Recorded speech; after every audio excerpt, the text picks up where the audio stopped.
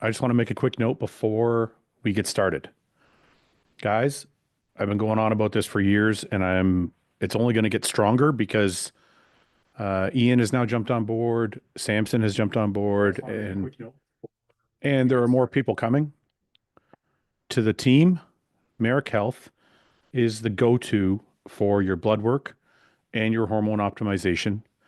And if you use my code RBP, there is an option on there for a smaller blood panel. It only works out to about $108 US. So, guys, if you get a chance, get to merrickhealth.com, use code RBP or use code Ian, or I think Samson's code is Lion or it's Samson. I don't remember. It doesn't matter whose code you use. It's important that you guys try and get your hormones checked out. And if not, at the very least, try and get your blood panels done so that you're checking your diet, your sugar levels, your cholesterol levels, your kidney levels, your liver, so you can find a trend over the years of your bodybuilding careers, because the trend is what you're looking for. We're not looking for one number one time.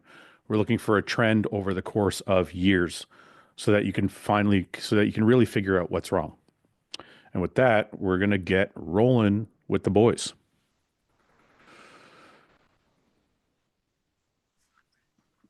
Hello, hello, hello, hello. Yo. Hey, there's all the boys. What's going on? Hey, it's all the white guys. I got all the white guys. Oh, usually it's all the ways white guys, but it's like the more white guys. Samson's the only black guy you have. Yeah, but Paul's Italian and it's not really white. I mean, I guess it's Caucasian, but he's Even red. Italian. He's like He's red. not Italian. He's red though, so it doesn't count. That's just his blood pressure. James, the house looks beautiful. I'm doing stuff. This was me. I built that You built what? The cabinet? cabinet, and I put all these pictures and stuff up. Did the telly the other day with all the consoles. I'm actually really impressed. How Yeah, long? You got some of your show medals framed there. Some show medals. Yeah, it Stuff. looks nice. How long did it looks really nice in there? The pictures on the wall and shit Yeah, I back need here. need cable management under there because that's not acceptable. But I'll deal with that soon. You know what you could do? You could put flowers behind the consoles. That way you can't see the wire. Absolutely. Wow. Behind? Roses, lilies, tulips. You know. Just mush it all together so that you can't see the wires. Yeah. No, I have a plan. I'm just gonna get a board behind it. So yeah. What I got to ask you this: how long did it take you to put together the dresser? Be honest. Oh mate, well this one here, mate, didn't take long at all. Come on, I'm gonna say 4 hours. I reckon probably half that. You know what's funny? Well, I know I'm getting old. I keep getting stuff delivered to build, and I actually sit and read the instructions, and it's so much easier when you do that. Yeah, I actually did that for once. Like 10 years ago, but fuck it. I've seen I the can figure picture. it out. I know what it looks like on the front. I'll figure this shit out. It took me twice as long. Now I'm like, okay, let me see what's what. I don't have the patience. Who had paying guys off of fucking Facebook Marketplace to come do it for him? Yeah. Well, think about it. Okay, listen, I got a guy that comes to my house. I guess he's like a jack of all trades. He literally does everything. He does tile. Is he Mexican? No, he's white actually, but he's very racist. If that makes it better. I pay him $25 an hour. Okay. Good. For everything, no matter what the job is. So the guy comes here. Sometimes I have a dresser to put together. I'm like, I bought that. Can you put it together? He'll put it together in an hour. I'm like, it's worth my $25 because it's going to take me 4 hours. How many times have you paid him to come over and change a light bulb? Well, well, usually, Ian, I tack that on to other jobs. Oh, so you bring him over, you wait, and have like 19 bulbs that need replaced, and then you're like, can you get those later? He'll literally come over to do something. I'll be like, "There's like 8 light bulbs out around the house. Can you just kind of go around and do them all?" Yeah. So then, if the job that he does takes like an hour and a half, and then it takes like 15 minutes of those, you just pay him for 2 hours, no problem. Yeah, right. So it's good. Anyway, James. Yeah, all the handymen here are Indian where I live. Like any IKEA delivery, any handyman van in a van. Because I'm near Birmingham, not too far from Birmingham, and Birmingham is basically India. Yeah. Ben will tell you. It's it's just really Indian. Not in a bad way. We have a city like that. I used to live there. I bought a house. There's a city called Brampton, just outside of Toronto. I bought a house there. The whole fucking city's Indian. Really? Like there's Indian grocery stores, Indian restaurants, there's Indian everything. Yeah. They have curry Surrey too. I don't even know what that is. BC, Surrey, like in Vancouver. Oh, in Surrey. Sorry, yeah. Anyway, James, the house looks fucking great. Are you fully settled in now? No, not quite fully. Still got stuff to do, but just ticking the boxes, slowly, slowly. How long do you think it takes before your house feels like a home? I'm sorry if that's too dramatic, but I'm curious. That just depends, doesn't it? How much work you do manage to get done in a certain amount of time. Because if you're one of them people that boxes are still out, and some people a year down the line have still got a house that feels like it's temporary. So I think it's down to the person, like if you get active or not. But do you think just unpacking and putting up pictures and everything, like once everything's unpacked, does it feel like home for you? I think once the sofa's in, that's the rule. Isn't that the first thing that goes in? Sofa and bed, like yeah, but the sofa kind of makes it home. Yeah, I don't know, like pictures, like pictures of your loved ones or whatever, when they go up, it kind of makes it home, doesn't it? Things that are sentimental, I suppose. Maybe you're right, because we've been in this house for 6 fucking years now. Yeah. And it was only like year 3 where I started to feel like it was home, but it was because we've been renovating ever since we got here. For sure. Like everything's always being renovated. So I'm like, you're in that state of it's not finished, so I can't love it yet. It took me a long time to feel like, okay, this is my house.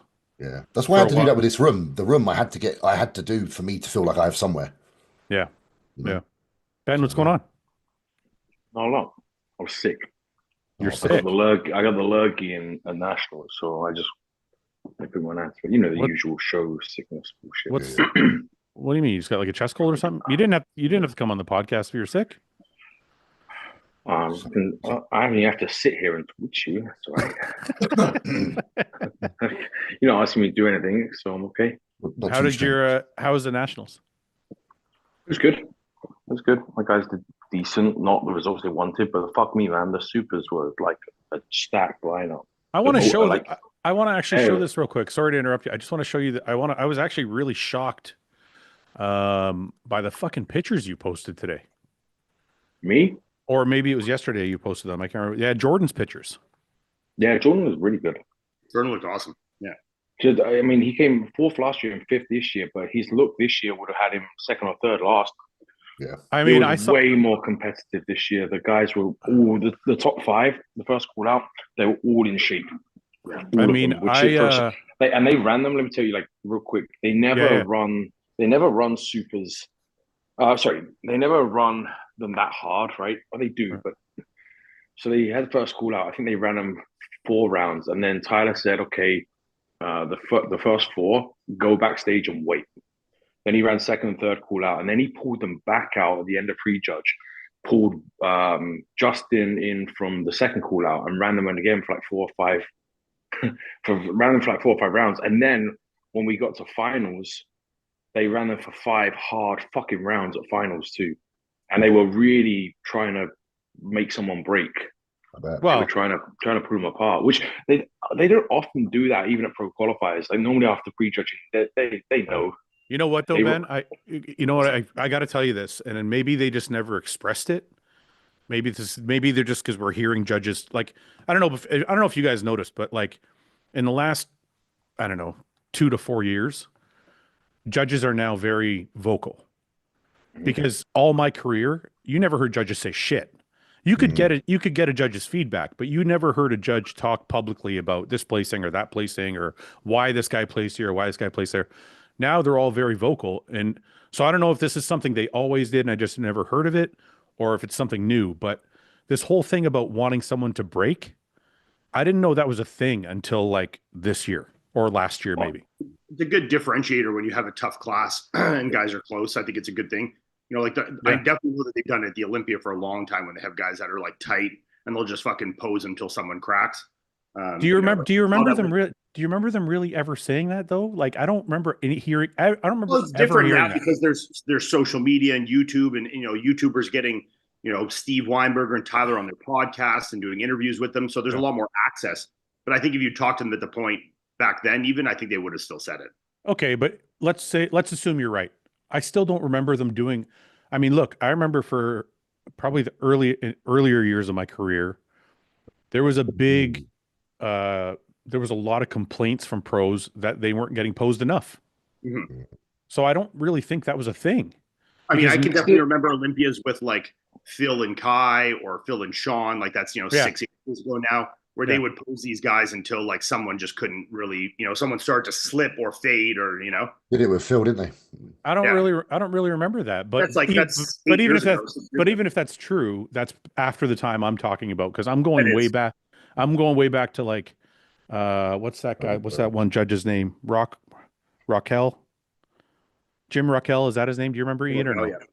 Anyway, before, he's no longer with the league, but around that time, I remember bodybuilders complaining like, "Oh, we don't get posed enough, we don't get compared enough, blah blah." And now it's kind of the opposite. Now it's almost like I see people get compared more, and this thing has arisen now where like it's very evident and very vocal. If you can't fucking pose and you're close, you're gonna lose.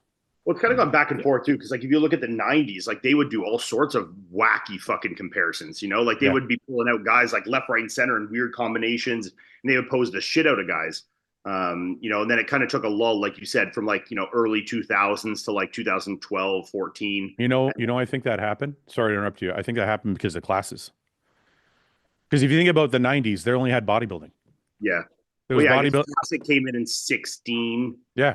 Yeah, it could make sense. It would have been right around 16. So right? once they, the so Olympia I'm talking about Phil and Sean was 18, right? So I think they're pretty good about comparing the first call out guys still, but it's the midfield. It's the midfield guys that they're not really running them for a lot. Once they've seen them, they're like. I guess what I'm trying to say is around the time bodybuilding started to add more classes, which was early 2000s, like when they added figure and things like. I think they started to try to speed things up a little bit so the shows didn't take longer. Yeah. And then they realized it was hurting the competition. So now they're like, fuck it. Everyone's just got to pose. Yeah. But anyway, I just found it to be interesting that this thing I keep hearing more and more, like Ben just said about the supers and posing so much. It's like, it seems to be a more common. What was really cool about that with the supers is all 5 of those guys, they probably posed them total 18 rounds, somewhere between 16 and 18. I can't remember exactly.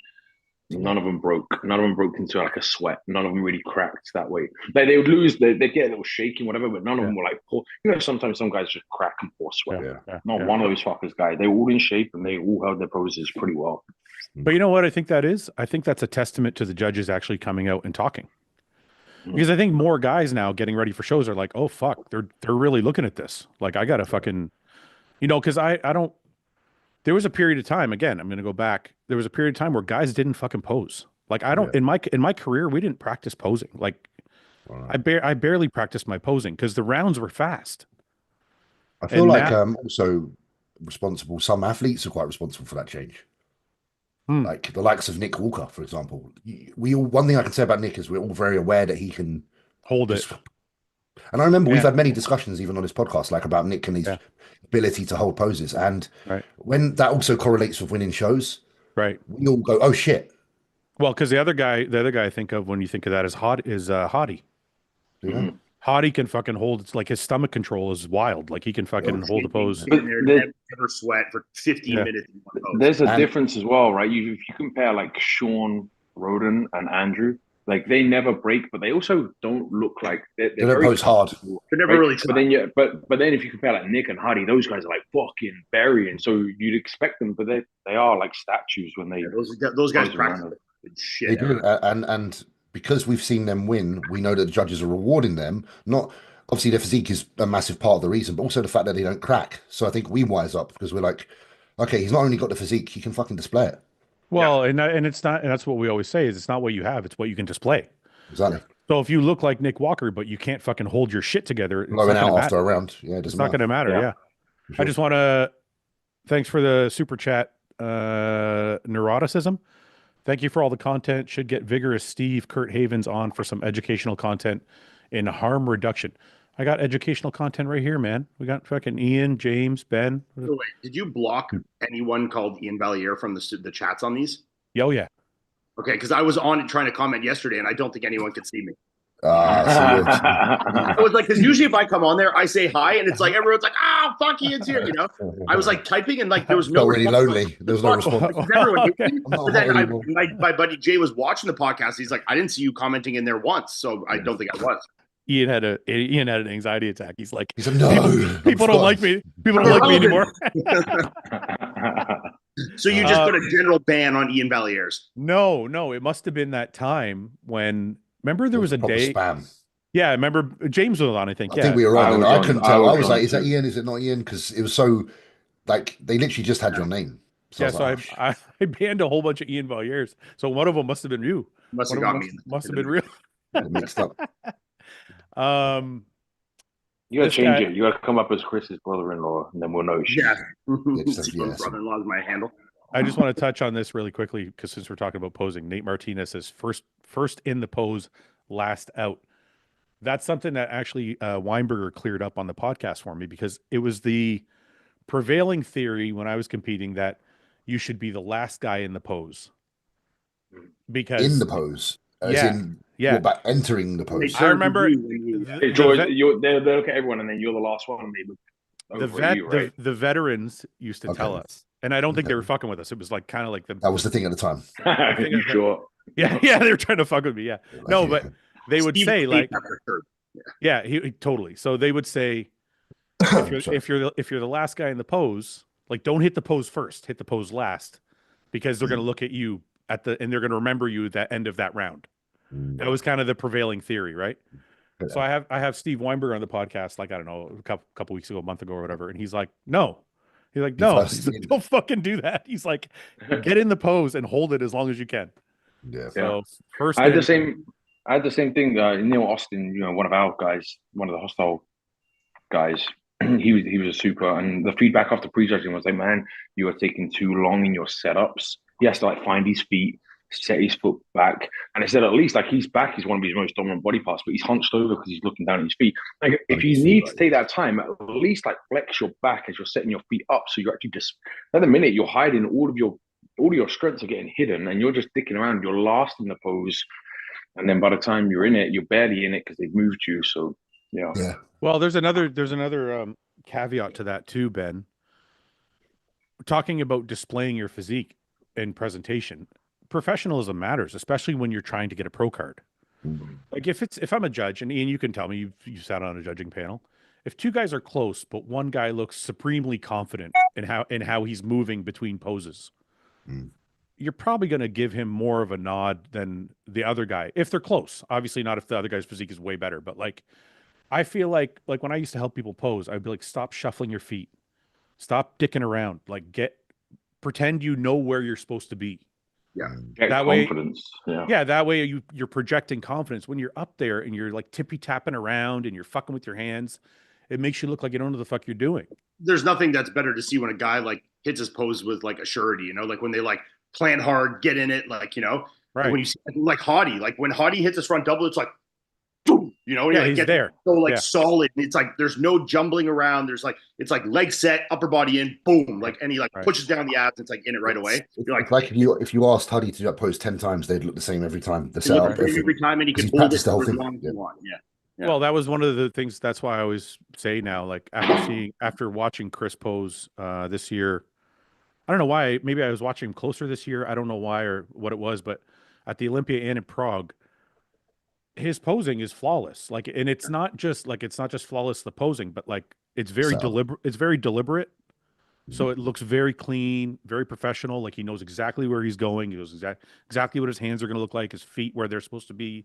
Yeah. Like all of that shit fucking matters because I think like people forget judges are human. So they're getting something from you while you're up there. There's an energy that's coming from you. And if you look Yeah.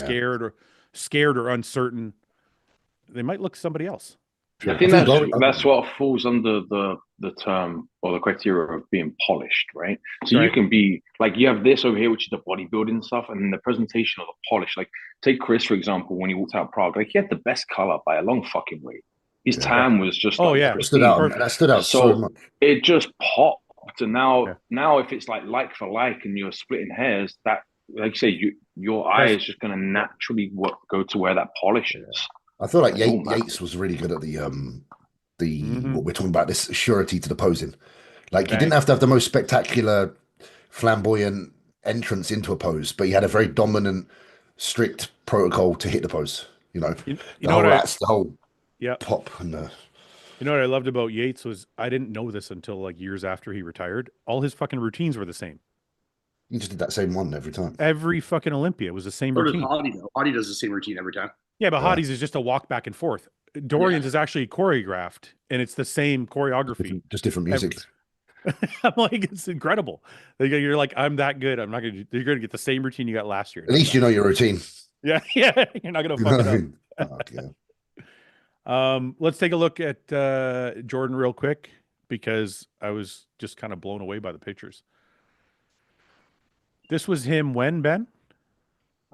Wednesday morning, fresh out of It's bed. good, man. He's got that right scapula. I mean, you saw it when he posed that right trap and Yeah. scapula. It's actually stuck. He's working on it. That lat actually comes down. It's stuck on his like rib cage. Yeah, and for tenny on people the front. for people who are watching online, this is what we're talking about. If you look at someone's back, you see how the trap is extended here.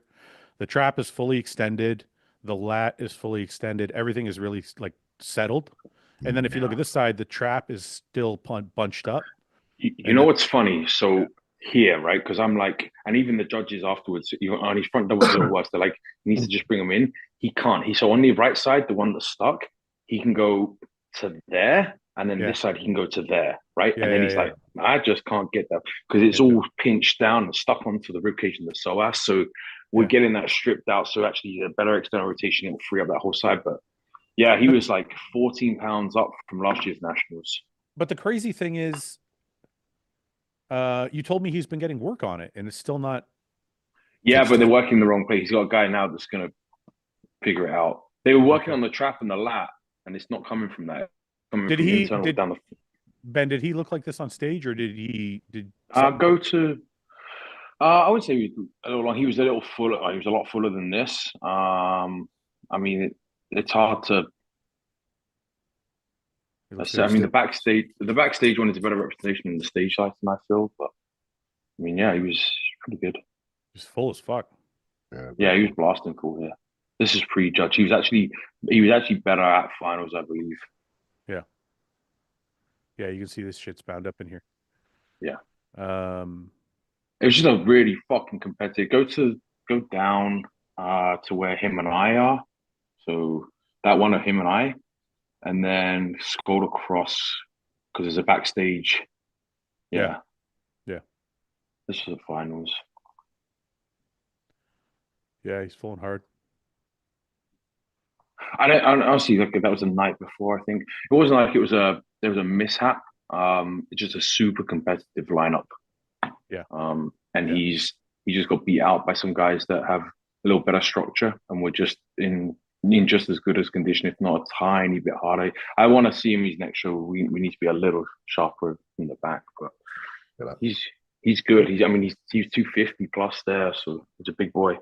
Isn't it crazy how it's funny if people talk about weight all the time, and it's crazy how you can have a guy weigh 250 and then a guy weigh 240, and the guy who weighs 240 looks twice the size.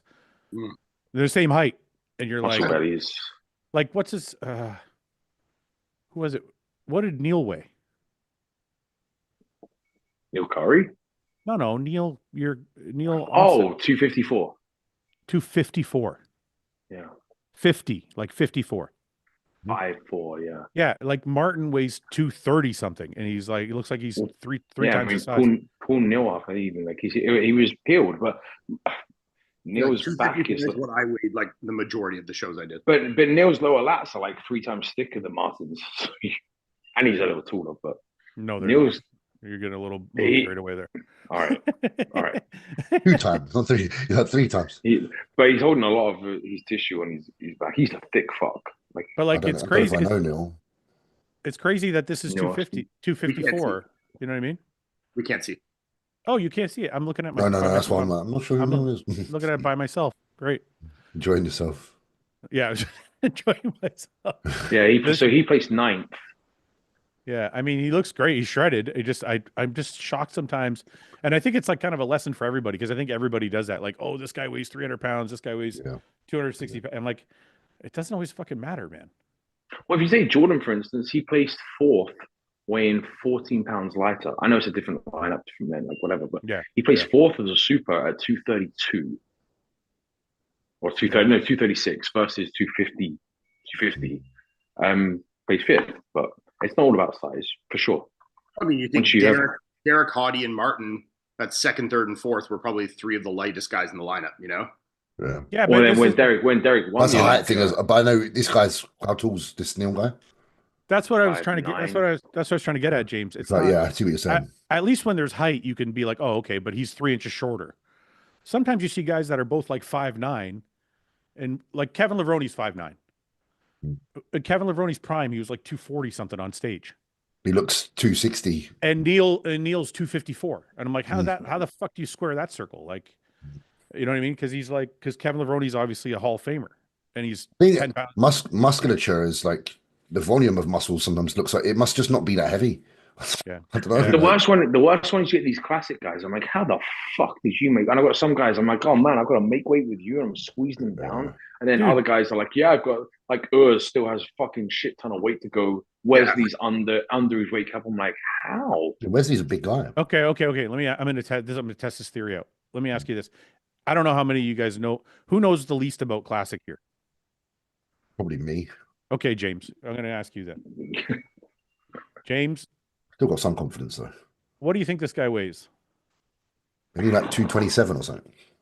Are you saying that because you know he's classic, or are you saying that because he actually looks 227? No, he looks heavier, but I just recall him being lighter than I think. Dude, this fucking guy's weight cap is 219. Wow. Yeah. How the fuck is Wait, how? He's taller than me. There's no way. That looks like you were just saying that looks bigger than the 254. Exactly. I'm just like, Ben, He told me he was on my podcast yesterday. I had him on. I'm going to drop it probably on Monday. Great guy. Great guy, by the way. Great guy with a great story. But I couldn't fucking believe this makes 219. He's probably never taken any growth in his life. His organs are probably still small. See, I thought he was taller than me, which gives him a way bigger cap. He said he was 5'10". No, he said he was 5'10". He said he was 5'10". Oh, he must have been wearing big fucking shoes when I saw it. Because you're right. You know David, my classic guy, the Nationals. Yeah. He's an amateur right now, but his pro weight cap is 249. Yeah, because he's like, isn't he like 6'2" or something? 6'3". Fucking guy's a giant. But imagine that motherfucker at 249. He's 230 there. Yeah, he's got good shape. Got a lot of room. Yeah, because he can even get more built and put weight on. Yeah, he's a good looking kid too. You might have a OnlyFans guy there. Fuck that. But 249 on that is gonna. That's why the classic weight things throw me off sometimes, because I'm like, if it throws me off more than open guys. I'm like, some of these guys must have hollow fucking bones. Yeah. I was training with my friend today, Ben. My friend Nathaniel. From here, I don't know if you know him, but anyway, he's the same height as me, same size in clothes, but he's like 230 something, and I'm like, how does that work? I just don't get it. Like his legs probably ain't quite as big in that, but still, it's like he's got a nasty back. He's got like yeah. It's just weird. Ian, what's going on with you? Not much. What do you mean not much? What are you doing? What are you doing today? What'd you do today? What'd you do today? You're the laziest bodybuilder I know. What'd you do today? I'm not a bodybuilder. You're the laziest retired guy I know. That's probably not true. But no, that's not true. What did you do today? Tell me. I want to know what your day looked like. Well, yesterday my sister is here for Christmas, so yesterday I was yesterday. I want to know today when you woke up. What's happened since then? Oh, I had to take my dog to the vet. Doug had to go get blood work, so I took him there because we tried to go the other day, and they couldn't get any blood from him. So then they gave us some shit to dope him up a bit more, and then brought him back today. So they were able to. Doug's the one with the tumor? Yeah. So they were able to get some blood today, but I think the vet hospital fucking hosed me over a little bit, and I'm a bit pissed off at it. So why they just like I got the I paid, and then I looked at the invoice, and they'd like charged me for like a bunch of blood work like panels that I didn't care about. I'm like, I'm only here to test one thing, which is the phenobarbital levels, which is the drug just to make sure it's at a safe level. But they did like full blood panels. I'm like, yo, this motherfucker's dying of a tumor. Like, I don't care what his blood work is, you know? Like none of this will ever kill him before the tumor does. Like, why do I care, you know? Dude, sometimes. So it was a $430 vet bill, and I was there for 15 seconds to do blood work. It's like, what am I paying for? I don't want to say this because sometimes when you don't know the inner workings of something, it may seem a certain way, but it's not. But I feel like vets always take advantage. They're a cash business. They 100% do. Because they're like, every time I take my fucking dog there, they're like, "Are you sure you don't want to get him fixed? You should get him fixed." I'm like, "You should get this. You should get this. You need this. You need 19 vaccinations are out of date and blah blah blah blah blah." It's like, bro, fuck off. Like, I'm like, I don't want to eliminate my dog's testosterone. Please stop fucking asking me. Yeah. But yeah, it's like, and plus, it's the worst when your dog's actually sick, and then you have zero control over it. Yeah. And you're like, so anyway, so his checkup was okay. Yeah, I mean, we just got blood work done. I didn't get the results back immediately, so they'll call me on that. And then came home, did some other work shit, and then came on here. So still at what time is it where you are? 3:30. Okay, yeah. I'm gonna go train soon. So. That's. What are you going to train today? Arms. When you train, are you training with the mindset of coming back, or are you just having fun? I always train as hard as I can, man. That never changes. You know. You don't ever take a day off? I train my 5-day split. Like no, I don't mean take a day off. I mean like when you're there. Do you ever phone it in? No, not without a legitimate excuse. You know. What would be an excuse for you to phone it in? That's what I want to know. Like, say something's like aching on me at this point in my life, I'm not going to push through it. Where when I was competing, if like say my knees were hurting, I would just push through it and as hard as I could, no matter what. Now, if my knees are hurting, like I'll be like, man, I'll fuck off for a little bit today, you know. Or it's arms. Like or it's two hands, So I'm training. We got some like random kid coming to train with us today. So, well, how did that happen? I've been doing this recently. I don't know. Maybe I shouldn't say this because I'm going to have a fucking million kids. You get so many fucking DMs now, dude. You're giving back to the community. I heard about this. I heard about this hunting thing. Oh yeah, we can't talk. Don't talk about that. No, but you shot it. What did you shoot though? You shot something. Nothing. We can't talk about nothing. Oh, okay. But no, I've had a few kids recently just like hit me up and be like, hey, you know, like you train at the same Good Life as me. Like, would I be able to get in a workout sometime? I'm just like, sure. Yeah, you're gonna get so many fucking DMs now from people. I don't really care though. I mean, honestly, like I train with the same guy. Me and like one of my best friends train together every day, anyways. Me and my buddy Jay. So it's like if someone else comes and trains with me, like I don't really care. I'm not gonna take like time out of my day and like go put you through a workout and not train at the same time. Like because then I got to do both in the same day. But how do you vet that though? Do you like go and like, okay, do they lift? Can they lift? Are they of a certain strength? No, I literally like a newbie. I actually don't care. Well, the thing is, as well, you're at a point in your life where you're probably quite happy to. That's part of the bodybuilding you can still apply yourself to, and you're giving back, isn't it? Like, I enjoy it. I mean, like if they feel like they get something out of it, it takes nothing out of my workout. Like you know, my workout might take an extra 30-second breaks between exercises, which I'm not like a fast break guy, anyways.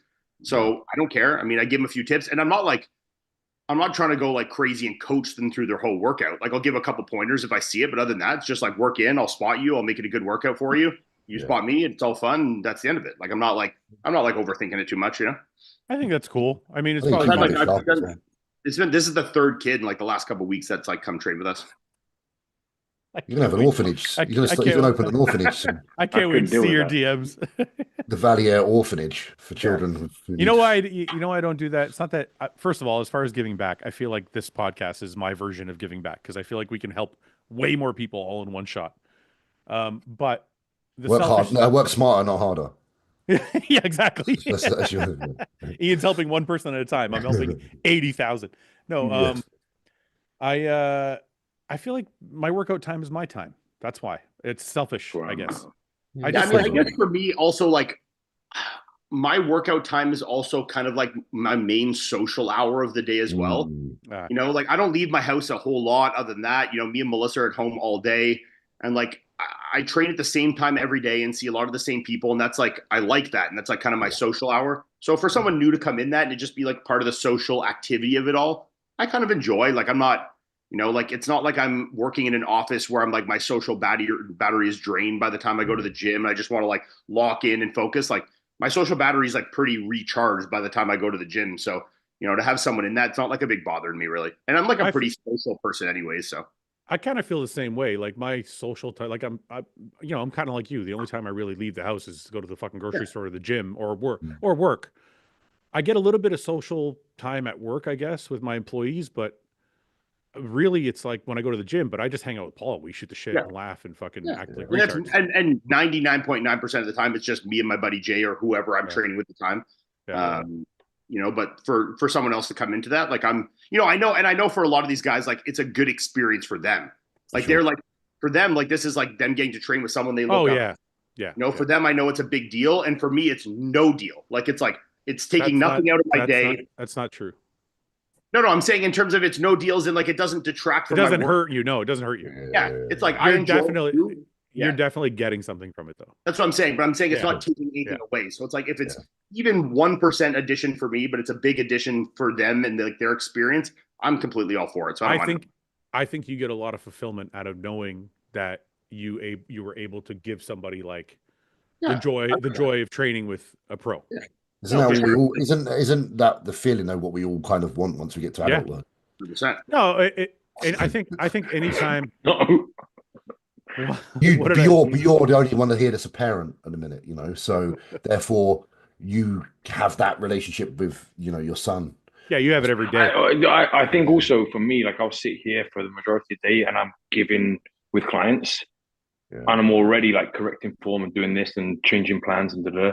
So when I want to go in there, honestly, I kind of look out and I'm like, no one's in my gym. I'll go and like, cool. Yeah. I hope no one comes in while I'm in there. I just want to have the music blaring out and just get on with it. Yeah. I'm like Ian, really. I'm very my gym time in the day is my social time, and I get there an hour before I train just to sit down, have a pre-workout talk, get my shit off my chest, and then train. And then that's really the socializing I do for the day. Yeah, so I'm kind of the same. What's your what did you say your social time is at the gym? Yeah. Like obviously I play a bit of games online and stuff, but the gym is definitely my social time. But that's probably really nice for you too, because it's your gym and those are all your members. Sure. I've got great staff. I've got members that I know and I'm familiar with. We've got the seating area where we sit down and all just chat shit.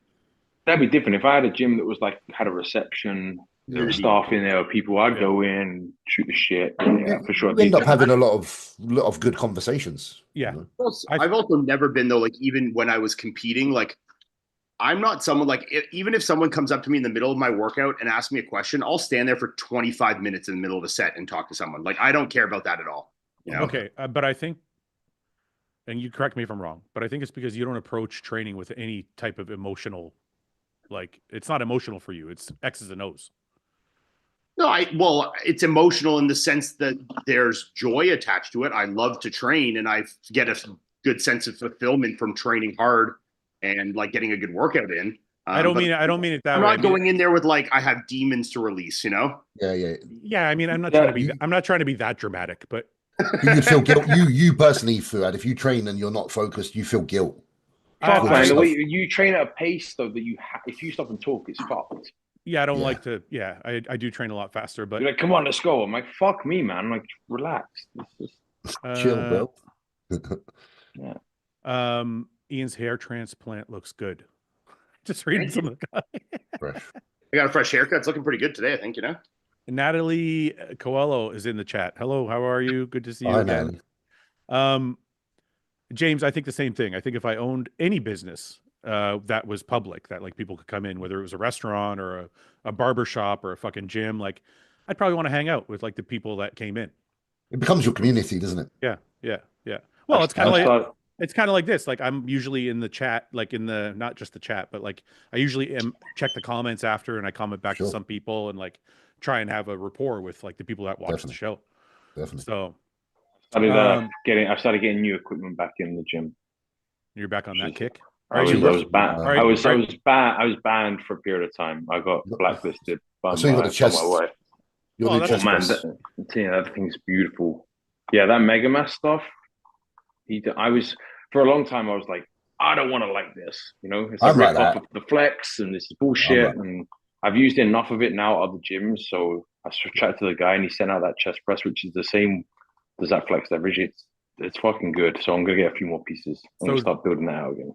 Ben, are you replacing pieces or just cramming more shit in there? So this one was cramming more shit in. I think what I'm gonna have to do is trade him some pieces out because I don't need 3 shoulder presses. Yeah. Like I want to keep my flex. There's certain ones that are rare that I'm gonna keep because eventually I do want to build out into a bigger space commercial unit. But for right now, I'm at max now. I have no floor space for another machine. Period. Yeah, dude, your gym's already fucking. Last time I was there, it was like when we were up in Texas, that's when he got delivered, and Denise got some of her dad and her brother came over, and one of the guys, and they moved some things around. I'm like, wow, I don't know how you made this all fit, but it works. But we're now at fucking like the only way it works is because it's never busy enough, right? You know, it's funny. This is an interesting question for you guys, and Ian, I know you're kind of thinking about a gym, so it's questions for you too, but. Is it more important to you to have every piece of equipment you want, or is it more important for you to have your gym feel spacious and open? I think the latter for commercial gym, to be fair. What if it was just your own personal gym? Then it don't fucking matter. See, I still feel like it matters. Doesn't matter Like if you walk through my gym when you come to Detroit, you'll probably come. Yeah, you can walk around. You can fit a lot more equipment in your gym. I look at your place. I'm like, oh, you can put this in there and this in there. But I know that packed way tighter. Yeah. There's a feng shui for you. So, okay, just one thing. The center aisle, I don't have anything in. That's for the dogs because that's where like I play catch with them all day long in there. Yeah. So I left that for the dogs. But even outside of that center aisle, there's still more room.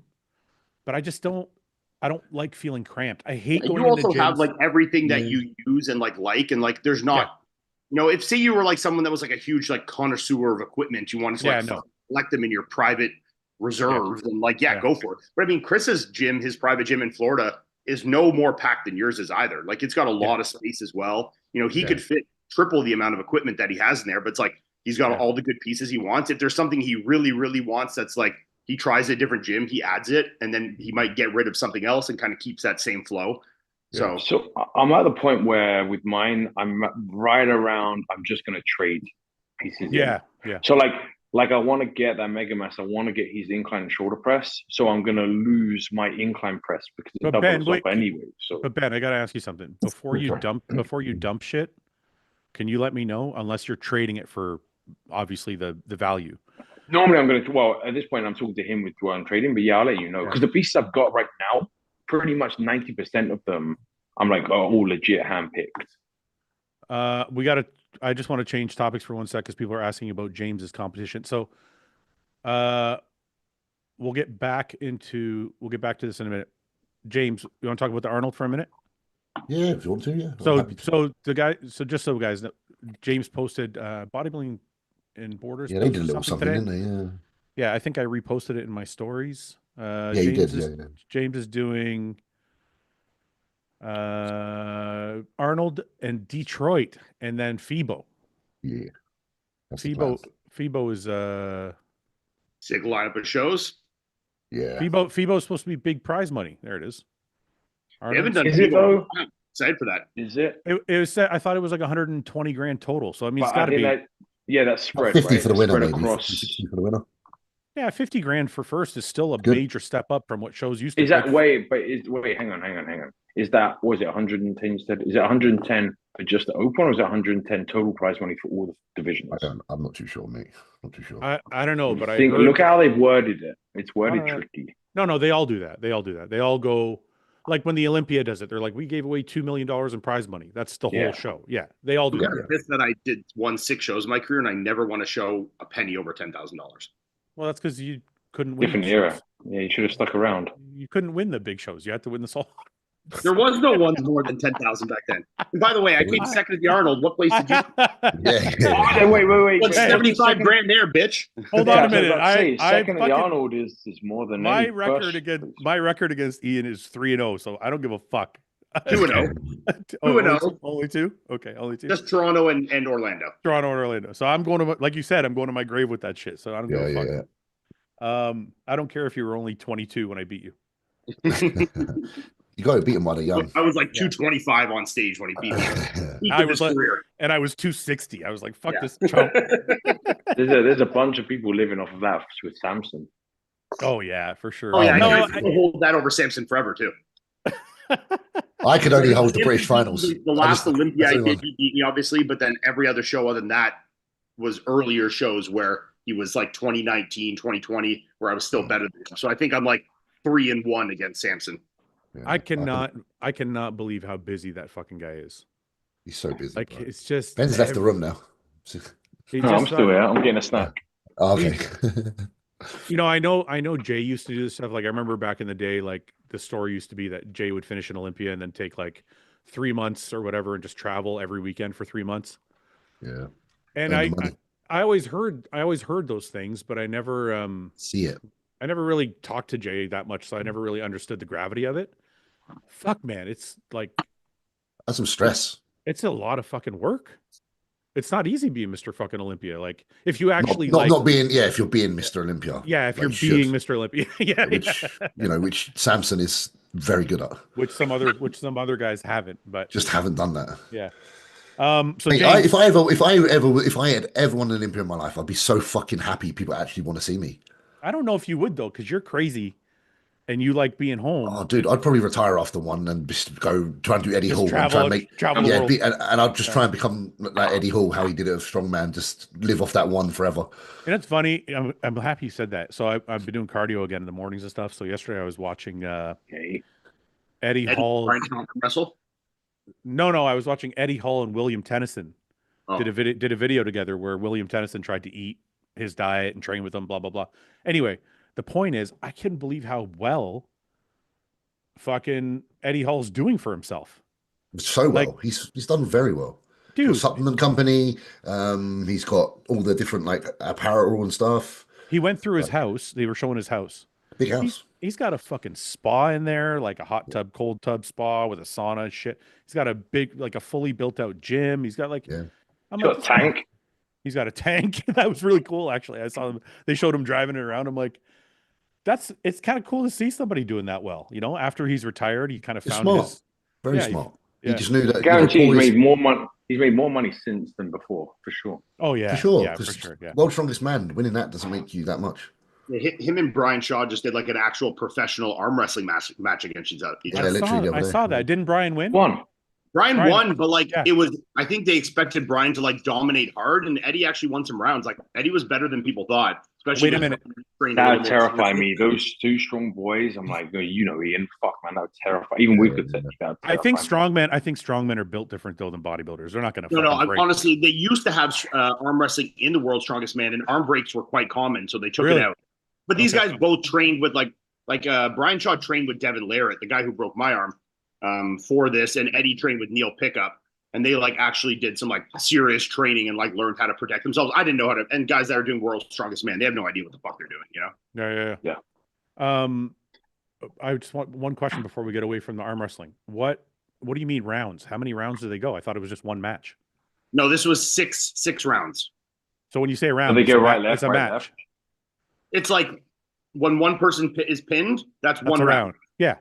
So every they match definitely both arms or just one arm? Only one arm, and it was best of 6. So like they did 6 rounds. I think it ended up being 4-2 for Brian. What a weird number. Why wouldn't it be best of 7 or 5? Why would you pick 6? What if they end up 3s? Then you get 5. Then you get rock, paper, scissors to see sudden death. No, then they would go to another one, I think. But usually it's 5. They call them super matches, so like they'll be like in different numbers, and they're kind of agreed on beforehand. So it depends, yeah. Okay. Kind of like rounds in boxing. Fouad needs to get into arm wrestling. His right arm is probably crazy strong. Any update on Ian's fertility? Because they're only asking because they want you to make a comeback. So they're like, "Are you gonna fucking knock her up yet, or what? What's going on here?" Well, I was telling you guys, my count's coming up good. First time in a year that I've actually had some like pretty significant jump in the number. So, well, can't you just freeze your shit now and get to work? I could. But you're trying to do it the natural way. Well, I'll give it one more 3 months. Like, sometimes 3 months of growth you're missing out on. Fuck. Wait, sometimes once they start to get good traction like this, it'll like you'll all of a sudden jump up like 50 million in 3 months. So like once they start to build, because like I was kind of sitting the same like pretty low, almost non-existent number for a while, and then I had like a good jump now. So I think it could, if it stays the same after another 3 month out, then yeah, we'll fucking freeze and figure shit out. But I need one, man. Just freeze one of them. That's what it needs. Can I ask a personal question on it's live, so you don't have to answer if you don't want to, but when you're trying for a purpose rather than fun, does it get boring? Well, I think you got to like not think of it that way, you know? Like, is it like, as a schedule? Like, hey, it's fucking like Tuesday. No. Like we're not like that. Especially because like right now, my count was like before this one was so low that the odds of naturally conceiving would be very, very slim. So like we weren't really thinking of it like that, you know? Like we weren't like on the clock, like, oh, fucking ovulating, get at it, you know? Like not. Huh. I always wondered about that when people are trying. But no, people definitely, I know for a lot of people, it fucks their sex life up when they feel like it's like the job of just like, oh, it's 6 p.m. on fucking Tuesday, we got to do this, you know? I just don't know how, like, because you know when you don't want to bust and you bust, it's like a shit, like it doesn't really, like, there's not a lot that comes out. No. Yeah, what are you talking about? Loads of shit comes out of mine, bro. My mood doesn't change the size of my loads. I might have had a wank in the bath earlier. Not in the bath. I'm in a bad mood. It's gonna be a small load. Showered off after. Ian's face. Okay, hold on. Hey, you could be in a bad mood and have a small load, and then you're like, I'm really into it, and it's a bigger load. Yes. You could like mentally command a larger load. Yes. If I'm really excited, Command your load. Somebody's gonna. If I'm excited, somebody's gonna get pregnant. Your sperm count's probably lower than mine. There's no way anyone can get pregnant. I mean, if I had any sperm, I'm just saying. If I did, yeah. Okay, hold on a minute. You guys haven't noticed that? It's just fucking literally me. I don't look how much sperm comes out my cock. I don't look either, but you know what I'm saying. Well, actually, I mean, you have to. Since I've been in this whole process, when you're cleaning up, you have to look. You can't. Like, I don't. What do you mean? You blind? She goes. No, she goes and cleans up. Like, what are you talking about? But then what you have to do is listen to how much. I don't be like, hey, let me. How much falls out? You got to listen to how much. If it makes a big splash, that's the best thing. If you hear like a massive thud, you know that you fucking deployed. Like, yeah. I don't know, man. Somebody in the chat back me up here. Can you, when you're more excited? Okay, maybe it just goes further. Maybe that's all. Maybe it's just like a goes further instead of lava drips. Probably what it is. You're contracting a little harder, right? Yeah, maybe that's why. You're squeezing your butt cheeks a bit more. That's what you're doing. Is it more if you're on top and less if you're on bottom because gravity? Like, gravity keeps it in your balls. You're a shoot down. I definitely don't have as much cum if I'm on my back. No, whereas like when I'm upside down, there's way more. No. Listen, man, you guys are full of shit. You guys are full of fucking shit. I've had this I think I had this conversation with Luke about it just dribbling out and like nothing really, like when you're not really into it. Yeah, obviously, if you're not that turned on, yeah. Well, that's only because you had jerked off 3 times already that day. There's nothing left. You've emptied your fucking Yeah, if you just knock Gavin, wait a minute, it's gonna be different, right? Gavin, well, that's what I'm talking about. If you're bored and you knock it out versus like 2 days later. I don't have time for a boredom wank anymore, so there's always time for a boredom. But I think I purposely don't really wank because then every time I have sex, it's really good. That's I said this to Fouad, and he's like calling me. I don't know what. Dude, the sex is like people not watching porn and stuff. If I don't. Wait a minute. I got to tell you guys something you're not going to believe. I know you guys are not going to believe me, but I swear on everything it's true. I'm going to get so roasted for this because nobody, including everybody in the chat, is not going to believe this. I haven't watched porn since the last week of November. That's good. Or no. No. It was the last week of October. I was going to say, that's not that long. That's not that long. No. No, the last week of October. I haven't watched. Has there been a positive uptick? I mean, that's a you problem then. Because the thing is, if you hold back, surely when you look at your wife, you're like even more aroused. Yeah, but That's what I mean. That's so a good thing. I never disagreed with that. No, I'm just asking that. Did you notice? Oh, there's a difference here. Like I'm a little more like aggressive in. Yeah, I guess. I mean, what are you eating? I don't know. People in the chat were asking me, so I'm just showing them. Josh, What is it? Josh is proud of me. Gavin said, Don't "Hey, encourage. look, this Gavin guy says his loads are bigger when he is more excited. See, I'm not the only one. There's somebody else. I think you're more excited because you probably haven't jerked off or watched That's as the much thing, porn. yes. So And now you're more excited, so then you're busting a bigger Okay, load. wait, hold on, back up. If Nobody you said jerked off 4 times that day, then you're not. nobody said I don't jerk off. I just stopped watching porn. I still. So are you doing like Imaginary. you're doing imaginary jerks? He's imagining all the You got porn some, that he like- watched last month. That's a beauty state on your phone. Like, Favorite what are you scene. doing? Oh my god. Well, like, what are you thinking about while you're doing these jerks then? Okay. Porn. Can we, The porn that he was I'm watching. remembering the porn from October. He watched that one video like 30 times. He's like, okay, I got it. Okay, let's move on, please. Okay, James, you're invited back to the Arnold. Yeah.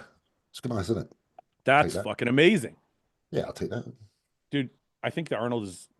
I don't want to say it's the best show of the year because the Olympia is a big fucking deal, but the Arnold might be the most fun show of the year. It's fun. Of course it is. I loved it. I There's loved way it less so much. competitors. It's so much easier for them to run. It's so much more enjoyable for the spectators and for the Yeah, athletes. they can focus way more on it, can't they? I feel the quality of the whole entire event is just really Experience, yeah. so good. That's why I'd happily do that 100 times. Does Yamamoto have a booth there? I'm with ESN now. Oh my god, I'm sorry. That's all right. ESN will be a FIBO though. Does ESN have a booth at the Arnold? I'm not sure. I don't think so, but I know they're at FIBO, so that's why it kind of makes sense to FIBO as well because I can do some stuff with them. Is There's no Chelsea, UK Arnold, German-based. right? Is ESN Not gonna announced, but I don't know if there'll be one like in September or something. I don't know why. I feel like there's going to be something later in the year, but I might be chatting shit. Is ESN going to sponsor Detroit? Mate, I'm sure they fucking would. They sponsor everything. Ben, call them. Call them, man. Get it done. Say James said. Come here. Say James said. Sponsor Detroit, please. So ESN's not having any part of the Arnold. This guy just asked if they're doing a live. I don't. free li- I free live stream. honestly don't know. I haven't actually really checked. I should. I should ask. Okay, back at the Arnold second time. Last year you were 5th Yeah. in Columbus. Yeah. What do you think? This year's a deeper lineup, Way deeper lineup. but you're also better. Hopefully, and I'm more settled. You know, I've got the gyms open. It's been open now since January. I haven't got to move kit around and do all that fucking around like I was last year. Yeah. So I can literally just focus on getting ready. Well, and you got Stefan didn't help you last year, did he? No. Yeah, and you got a new coach too. Yeah. So there's that, and I've got a new home, new house, more settled. Do you think the more settled in every other area of your life has led to better success physically? Like, have you noticed like a better off season just because everything else in your life is kind of moving in the right direction? Yeah, I think so. Just because stability in itself allows you to put things in place and have stability. As weird as that sounds, you know. No, things but aren't moving. There's all these moving parts, is there? No, so I understand like the time aspect, the time crunch, the financial crunch. I understand all that. Obviously, all of that's gonna be better. Yeah. Because you have your own business, so you have more time and you have more money. I get all that. I'm saying on a deeper level, on a purely mental, relaxed, focused, like I'm able to just get into a groove because all these other things are taken care of. Oh yeah, no, I feel the best I've felt for a long, long time in regards to that kind of side of things. Yeah. There's not anything really distracting me apart from myself. The only distraction that ever comes is me just questioning myself. Yeah. So that's only one distraction I have to deal with versus 7, you know. Right. So which hopefully, you know, like I say, it should lead to a better result. I feel good at the minute. Everything seems to be going right. So the trembolone's making me horny. So it's good. I've noticed that massively over the last few weeks. That's why I'm saying I'm fucking Mr. Chopper at the minute. How often? You're not even a sex guy. You usually don't even give a fuck about sex. I'm daily easily. You know. Nice. Really? I get angry. I get pissed off if I don't have it. Really? And I make it apparent. I'm proud of you. I'm not shy about it. I make it apparent. I do. I'm like, I'll give her the eye. I say. So what happens? Like, What time do you usually go to bed? I don't go to bed till about 11 p.m. maybe. Yeah. Okay, so 11 p.m. rolls around. You're asking me about my sex life and when I choose to have sex. No, that's not what I was going to ask. Okay. I'm saying 11 p.m. rolls around, and you haven't had sex yet for that day. Then it's happening Is there, at 11 is there a p.m. conversation before bed?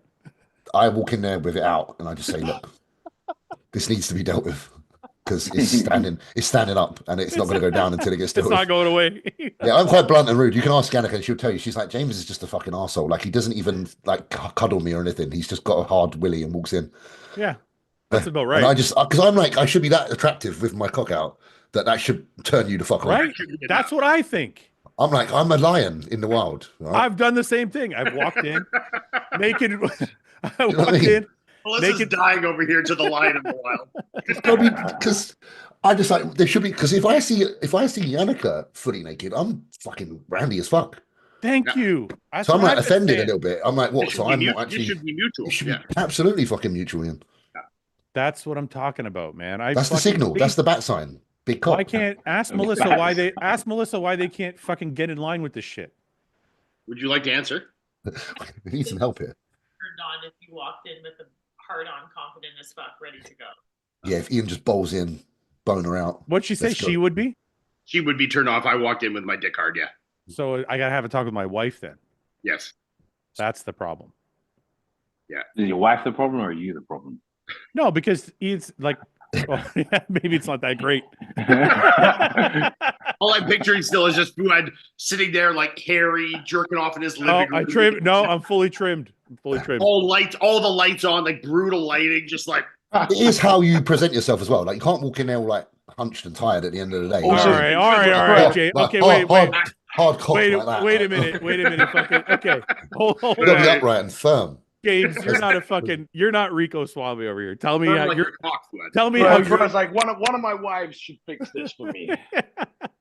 Presentation is key. We were saying this earlier. Ben is still the romantic for sure of the group. 100%. I do go brush my teeth first and Ben's Yeah, doing a I lot. do. I mouthwash at least. Yeah, but I- Ben's doing a lot of kissing first and shit. You're not doing that. oh James. yeah, you gotta I do a preheat bit the of oven. kissing. I do a bit of kissing. You're lying. This is for the camera. That's why you're saying that. What, Ben? No, you. Oh no, I like kissing. Ask Yannicka's annoyed a bit. I do like kissing, but I I'm only gonna like find. kissing. You know if- what? I'm gonna find the podcast where you're like, I don't kiss, because I know you've said that to me. Are you There's been doing- times where I don't, but Are you at the doing minute serious I am a bit of a kisser. What Sorry, did you say, Ian. Ian? Are you doing serious kissing before sex? It depends on the type of sex. If it's one of those times where I just walk in with a boner and I'm like, hey, it's time, then I'm probably not gonna kiss. I still kiss. We're probably just gonna get down to it. So sometimes you'll have sex with zero kissing. Yeah. Yeah. Well, never happened. 100%. That's how to make a woman That's just like feel what like. you do with like a prostitute. You know? Listen, are you fucking kidding me? So I never don't not kiss.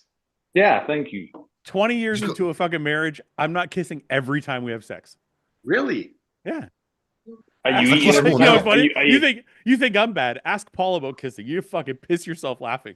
This motherfucker has an aversion to kissing. He's like, I'm not He's like, kissing. "Ugh." He's like, "Ugh." I kiss more now. I'm getting older. Do you ever have those moments where I you're think like, you know what's funny. you're I'm gonna have close? this. I'm gonna have this conversation again with other people on the podcast, and James's answer is gonna be different. Because I'm going to feel like I have to climatize the chameleon to my. No, I can only say what I've been like lately, and I have noticed I'm more kissy and more horny. Yeah, I go through those phases. I go through Kiss, these where, kiss like, him. yeah. Kiss him. If I get to the edge, sometimes you just can't get over the edge. Kissing Your kiss will might take you to will the pull me edge. over. Yeah, put it over every time. Just needed that little bit. Well, it's just Ah. straight up just getting on top and spitting in her mouth and then just, no kissing, I just like can't. That's some people do. Right to it. We're getting right to it. I can't repeat some of the stuff I know that Fouad works. I'm dying.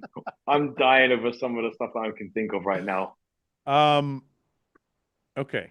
So all of you, all of a sudden, are extreme romantics. fucking Casanovas over here. It's out of the fucking blue. You know what's Yeah, but it funny? doesn't- Hey, I'm consistent. I'm gonna have this. We're gonna do this again, not live, and I guarantee this will be different. Or I'll I just didn't do know it. that kissing your wife during sex was like a Casanova thing to do, No, it's not. But the way you guys are It's a bit portraying it soft right and now, things. it's like you guys are like, yeah, we're all romantic. Fuck you guys, man. I know all of you outside of the podcast. You can fucking eat shit. Except Ben. Ben is the only one who's telling the truth. I'm consistent.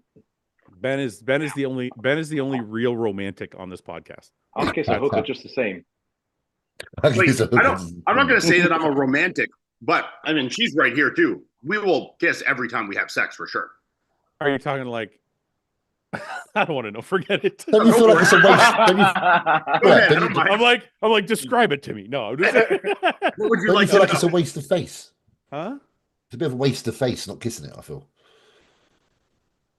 Okay, let me ask you this. Let me ask you this question. Summer's gonna fucking kill me.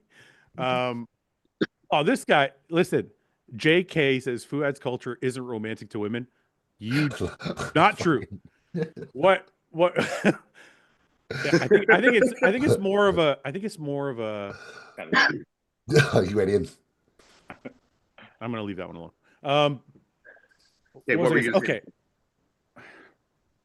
And then I gotta go. He's trying to get a good answer. What'd you say? You gotta go? I gotta go train now.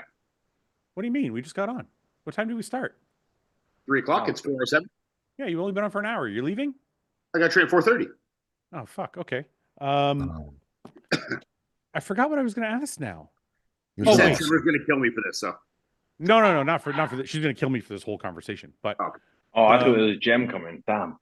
No, there's not a gem. But I want to ask you: do you ever have sex and you're not facing each other? No, yeah, of course. I can't get access. I don't. Huh? Yeah. No, like start to finish. Like put it in I fully don't sometimes. Wait, one at a time. Ben says no. I already know that. Ben can't. Ben has to like look into her eyes for half an hour before he does anything. I'm talking to Ian and James. That's why he's the only one with kids, you know. Yeah, he's doing it right. Yeah, I think right. Baby making stuff. But it's also because he's been with her the least amount of time. That's also why. Let's ask him again in 10 years. Doggy's like, if I've got to be out the door, like if Ian's going to gym in a minute, like he said, and he's like, I need to have sex with Melissa before I go. That's Doggy for me. That's what I do with Yannicka. So like if I had to go food shopping, there's situations. And then there might not be a kiss because the doggy zone is happening. So there are times where you start from the back and finish in the back, and that's all it was. Yeah, and I'll call her nasty names and then see you later. Okay. More like role play. It's a bit of role play. Strictly from behind, no. Yeah. What'd you say? No. She said, "No, you don't really like that." What's wrong? No, you don't. Well, you don't really like that. I don't like that. What? I don't like that. I find it hard because I slip on the carpet. Have you noticed that? What? Just literally, because you're trying to thud away, and then you're. Are you pounding with that? Are you pounding with that? I go with quite a lot of force. Yeah, he's in sick. I end up sliding halfway back across the fucking room because she's like, "Do it." Oh my God, James! Sorry, he's in overdrive. He's in overdrive. James is trying to kill her. Nail her to the floor. Trying to find oil. Literally. Okay. He's letting out that trend rage, you know? Okay, really quickly before Ian goes. The fit model division, what do you think, Ian, since you're leaving? Look, I completely understand it from the IFBB's perspective, and a show promoter, I think they probably would all be happy to have another division that could probably pull numbers. As a competitor at an elite level where I was myself, I don't like it. I don't think that the point of something like that you become the best in the world at is supposed to be necessarily more accessible to everybody. You know, it's like we're not making like basketball leagues for people under 5'5", and like we're not making fucking, you know, like it's just like a handicap. And I don't love the premise of that, of making like world level competition more accessible. If they were just to introduce this at, say, the NPC regional level just for people to do, and then it wasn't at the national level, at the pro level, I might have less issue with it. So that it's, you know, it's getting more people into the NPC, which then they can go to other divisions. And they can grow in the sport, but this would just be an entry level class that's only offered at like a regional NPC level. I would prefer it like that. I think when they do it at like, if this is going to be at the Olympia, to me, that's but hold on a minute. You know, they can't cross over, right? I know they can't cross over, but I'm saying you could say start and do your first show ever in body wellness or whatever the fuck this thing's called, Fit fit model. model, yeah. You could do that, and that's your introduction to the NPC, and then you see the bikini competitors, and you're like, okay, I want to work up towards that. You could So lead you're that. saying, so wait a second. So you're saying it's okay on a regional level one time? I think it should be at the regional level only. And if you want to stay at the regional level doing this class and get better, that's fine. But having it at the national level and the pro level, I don't quite agree with. I think that would be the best way. Is if you want to bring more people into the sport by having it at the regional level, you still do that. They're still getting introduced to NPC and into the sport. But then we're not giving them like an Olympia platform, which is like the Olympia should not be more accessible to everybody. That's the entire point, you know? I don't necessarily disagree with you, but just for the sake of the podcast, I'm going to ask you this. What about somebody who says, well, it's just a pageant like any other beauty pageant. Why is this any different? Why can't they just have a beauty pageant class? Well, because obviously in my mind, I don't think that bodybuilding is necessarily just a beauty pageant. You know, you're right about that. But they're saying, you know what? We also want to add a model class. Okay. Well, then have it as a different thing. I don't think it needs to be. I mean, look, like I said, I understand it from their perspective, but as a competitor myself, that's just not how I think it's best. I think that it should be limited to be like an entry to competing. This is like your, entry level competition. It's more attainable for everybody. And that's kind of how they're selling it. But then more attainable for everybody doesn't make sense at the Olympia. The Olympia is the best people in the world. These should not be attainable to anybody, I don't disagree with you. And so, yeah, no, I think the perfect solve for it is have it at level 1 competition, as novice and true novice competitors kind of thing. Do it at the regional level. That's their intro there. If they want to keep competing in that division, great, but you're only competing at this one level. If you want to move up higher levels, then okay, you're moving into one of our other classes that we already offer, like bikini, figure, wellness, etc. So it's either way, it's getting people's foot in the door, and then they can decide where they want to go from there. They want to keep doing fit model, great, but you're staying here. If you want to progress, okay, these are the divisions that we offer at the Olympia level, Right. It makes sense. Like you already said multiple times, it makes sense for them to do it in a business sense, but you're right kind of about what you're saying competitively. Joshua Moore says, thanks for the super chat. He says fit model is just bikini without Anavar. Probably. Okay, Ian, we'll let you go, dude. Okay. All right, boys. Hey, Joe. Take care, Ian. Thanks for coming. Yeah. See you guys. Buddy. Well, have a good session, mate. What do you think, James? I'm not a fan, just being honest. Yeah.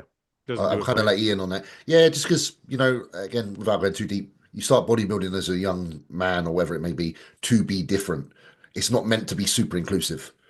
Now, it's already hard to sometimes deal with because it's so inclusive even already. So the more inclusive it becomes, the more it challenges what our original perception of bodybuilding was. And that's just the only thing I find difficult. And that's an age thing. That's on me. That's the time I introduced myself to bodybuilding. Right. And if people of this age group disagree, that's fine because they're in a different time than I am.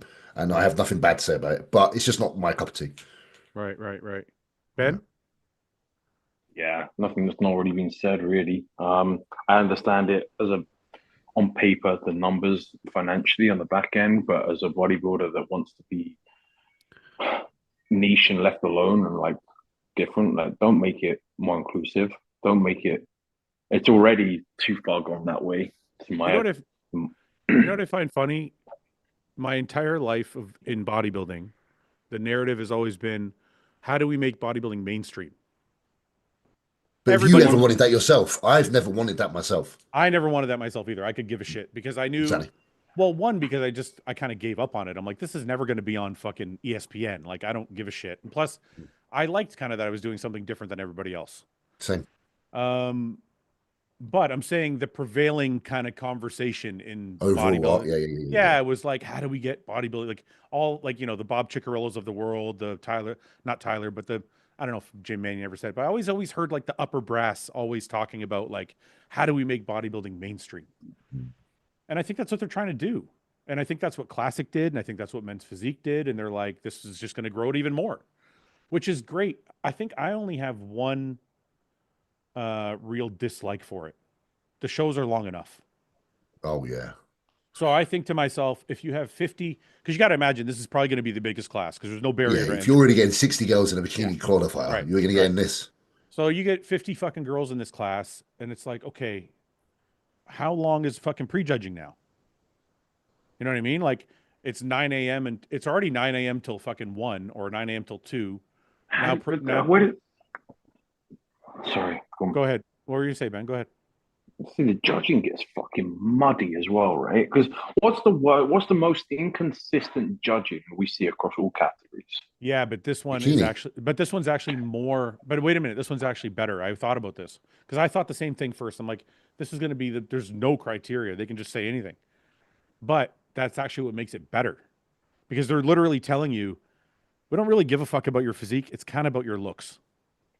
That's what WBFF was. That's why I'm like, and that's why they're doing it, I think. just keep I that almost there think because like leave it over there. That's fine for them. Like what? But if you're running a business, you're like, I know. But then there's a line on business. Like there's things I could do in the gym that would make me more money that I don't because of my own, compass. And yeah. and I'm not saying that But hold on, I agree with you, right? Because there's stuff with HOSSTILE I could do. You could do that. You could go super cheap, fucking generic and cheap. And yeah, I could do like a shit product and sell it for fucking for sure. way you more. could have a pre-workout that costs you £2.50 to make and sell it for 40. Right, but I don't know if this is as much about Compass because even if it's about Compass, if you're Tyler Manion, for example, and you've been kind of handed the reins, your mandate is kind of like grow the sport. For sure. And none of these guys are Joe Weider. Right. Being that Joe Weider had that pure original passion for the image of bodybuilding. It's diluted now because they're not no one is Joe Weider. So that you can love bodybuilding, but everyone wants it to grow. I don't think even Joe would have ever stepped outside of certain parameters into order to grow a business. But hold on, maybe I disagree with that a little bit because you can disagree because it could be true. No, I just think to myself, maybe Tyler is a Joe Weider type person, only in that he's trying to expand it. Like, if you think of some of the things Tyler's done, like, one of the main things I think about is, like, him doing his online breakdown. Oh, yeah, the feedback stuff is brilliant. Yeah, nobody ever did that shit. He goes online, breaks down the show. Everybody knows exactly what the judges are thinking. That's a way to grow the sport because it's more transparent, right? And that's the thing with Tyler. Tyler's a bit younger, so he's... What I said when I apologize for the way that I speak on it because I'm from a certain time. Right. I think Tyler came after where his surroundings are a different environment than mine. Therefore, his viewership, his opinion, and his understanding of sport is a more modern one. I'm just stuck in the past a little bit, and that's the truth. But I think where does it end up though? Because do you know what I mean? Like, what's next? Well, this is what. But I just want to go back to the Joe Weider comment for a second. If you're Joe Weider at the time, you're thinking, how do I grow the sport? His goal or his solution to that problem was, I'm going to go to fucking Germany or Austria or whatever, and I'm going to bring Arnold Schwarzenegger here. And that's going to grow the sport. Oh, for sure. But he didn't think, he wasn't like, let's make all these really accessible categories. I know that. But if you're Tyler and you're coming in, you're going, okay. Well, that's what he's got to work with. We've kind of maxed everything out. For sure. How do we get even more people? If business is priority, this is the perfect move. And it is the priority. Yeah. And that's just what it is. And I get it. Yeah, that's the other argument as well. Like, where that money filters through for more sponsors, who ends up with more money in their back pockets? All the competitors. It's the Oaken boys. I mean, really, like, it does benefit us. Yeah, Ben's right. Because if you think about it, like, people I'm not saying you guys, but I've heard people complain before, like, oh, fuck, there's so many classes and bikini and wellness and fucking this class and that class and men's physique and blah, blah, blah. And like, why can't we just be bodybuilder? And I'm like, part of the reason there are 4 or 5 shows now in the 6-figure prize money is because of all these classes. Yeah. Because of all these classes and because of all these people doing bodybuilding. Like Ben, or James, like, I agree with you. It would be nice to go back in the day where, like, we were the only ones doing it. It was like our thing. For sure. But at the same time, then you're like, basically, in all honesty, I'm basically just whatever my granddad was whenever changes occurred in the world around them. I think every generation sounds like the previous generation. Better in my day. Yes, because we get to an age where we've seen a certain amount of things change and we find it hard to deal with. And it's just a personal thing. I know, and I agree with you on that. But I just think to myself, like, I don't know. I think to myself, would we rather go back to being small bodybuilding only with $10,000 shows and $50,000 at the Olympia? Or do we want to go to a place where we're like, you know, like a whole bunch of people are going to see you, James, that had no idea who the fuck you were 20 years ago, because they wouldn't even looked at bodybuilding. But now they might come, they might come and watch Urs, or they might come and watch. And then they see you as well because of being there. Yeah, they might come watch some wellness girl or some bikini girl that's their friend, and then go, "Who the fuck is that 300-pound monster?" For sure. So And you know, like, and with a big wood on stage. Big wood on stage. And again, I don't want to come across negative, and that's why I do kind of, prior to saying what I say, I kind of apologize for the way that I sound. Yeah. Because it's not personal, and I do see why things are how they are, and I do get it, because the expansion of what we do, like you said, has opened doors for opportunities for all of us. And it is purely just from a personal opinion. When the question's presented to me, what do you personally feel about this situation? Right. Rather than what do I think is best for the situation? Because what's best for bodybuilding is pretty much what's going on, because of the limelight, and the eyes that are on it now are the highest they've ever been. So it's just your personal feelings put to the side versus what's actually best. So, you know, I wouldn't have a sponsor with someone like ESN if it probably wasn't for half these people, because most of the ESN athletes, I'll be real with you, are like High Rocks people. You know, So it's I'm funny, lucky because of that. It's funny you said that, James, because if we're talking about personal opinion and we're not talking about growth or business or money or any of those things, I'm with you. I'm going back to fucking the year 2000 when it was like men's bodybuilding, women's bodybuilding, fitness. That's it. And I wish they'd lean harder into female bodybuilding. Just on a personal note, I just enjoy it. Yeah, sure. Again, we're allowed to speak our personal desires and wants, aren't we? It's not like hurting anybody's feelings. There's people in the chat talking about caps on classes, which I actually kind of think is a really interesting idea. As in the amount of people that are allowed to enter them? Yeah. Or, Yeah. You should only have like a qualifier, I think, a regional, maybe like 20 tops. I know that's still a lot, but if you got more than 20 girls on stage, it's fucking crazy. Do you think we should get to a point where, and I don't know if this will ever be this way, but like just having Detroit, for example, I could see maybe this being this way is, do you think we'll ever reach a point where we're like, every show's an invitational? At the pro level, you mean? Yeah, if there's, and I'm not saying like, you have to at least go for an application rather than just like yeah, like maybe you can't just pick a show. Maybe you have to be like, the promoter's capping this at 20. So first come, first serve. Yeah, the first 20 that get in are the first 20, and that's it. Well, that's a good. I think that is a good kind of way to do it, because then it does show who's the serious ones and who's not. Like, to a degree, they might still pull out. You might get some arseholes to do, but if you really want to do a show, you should be forward thinking enough that you're like, okay, I want to get myself registered. Yeah, like this week, I'm sitting down with all my guys with the schedule. Like, okay, how does the next 12 months look like for you? You know?